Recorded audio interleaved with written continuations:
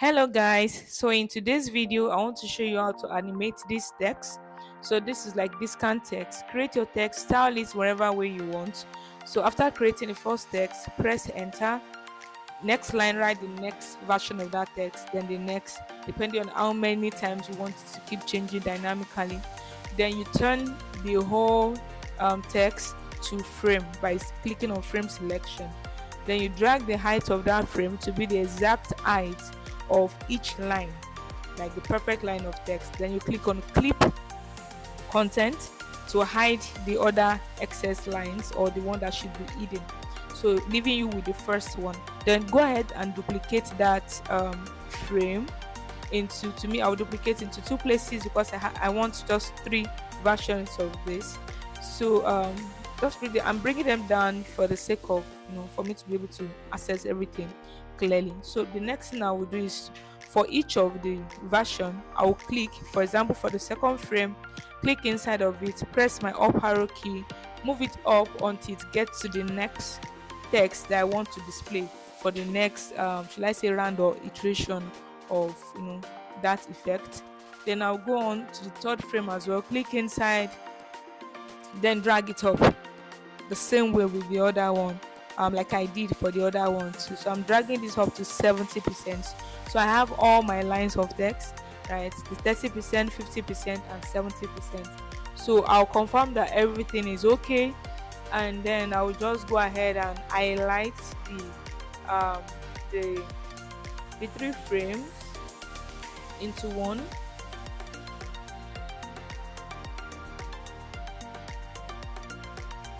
Yeah, so you have to confirm that this highlight, or this covers all the frames. So sometimes it can be tricky. You think you've highlighted everything, but then some frames are not highlighted the way they should. So confirm from the layer side as well. So once you have highlighted everything, click on create components set from your design sidebar, and then go to prototype, click on the first frame, connect it to the second frame, which will be the second text. Then the interaction, the trigger you are going to use will be the after delay, because she won't be doing anything before the animation start. So it's after a particular time it should start. So I'm using 600 ms, and then change to the next frame. Then the animation should be smart animation or animate. You can change it to whatever one you want, even the curve you can set it to what you want. Then I'll do the same for the second to the third. I'll connect the second frame, which is 50%. I'll connect it to 70%, so that after a while that 50% is showing, it should also dynamically or automatically change to 70%. So I'll use exact settings, 600 ms, and every other thing the same. Then the next thing I'll do is to connect the last one, the 70%, back to 30%, so that this goes in a cycle from 30 to 50 to 70, back to 30, 50, 70, on and on like that. So I'll make sure that I use the same settings like I did after delay, 600 ms. And once everything, just confirm that everything is good. Yeah, I've changed this to 600 ms. Then click out. Then you have your prototype, your effect. Then I'll go ahead and just name this or rename it to discount and all of that. So once I'm done, you go to where you want to use this particular um, animation or text. So for me, I'm using it in this place. So I went to asset, picked it up again, and inserted it. So I'm putting it on this particular green card. So all these cards you see here, I want to use them for my carousel session. So I just created this one. So what I will do for the purpose of this tutorial, so that we can test what we just did, is to convert this particular green card now to a component, so that I can use it on the design page itself.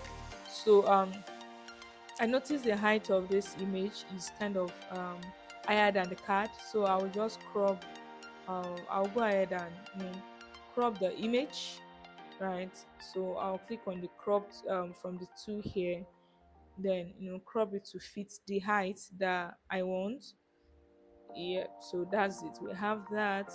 So I'll confirm everything else is the way I want them. I want it to be. Then I will highlight the entire card, highlight everything within it, and then quickly turn it to component. And I'm just doing this to test, right? So that's not like my final. You see, I'm not even changing the name. So I'll go ahead to the page where I will be inserting this. So I'll go to assets again, and in assets I'll look for that component we just created, which is component 4, right? The one that has the animated text on it. So I'll click on it and then insert an instance of it on my design. So I have this here, right? So to test this, so just go to your preview. I'll click on preview, and then I have this. You can see the way the text is changing from 30, 50, 70 back to 30, 50, 70. Yeah, so that's it. I would actually just like to see it with the white background. So it's showing this way because I clicked on the text when I went to the prototype part. So I will just make sure that it's showing on the iPhone frame, white background rather. So yeah, it's not showing, but I will just restart the the display.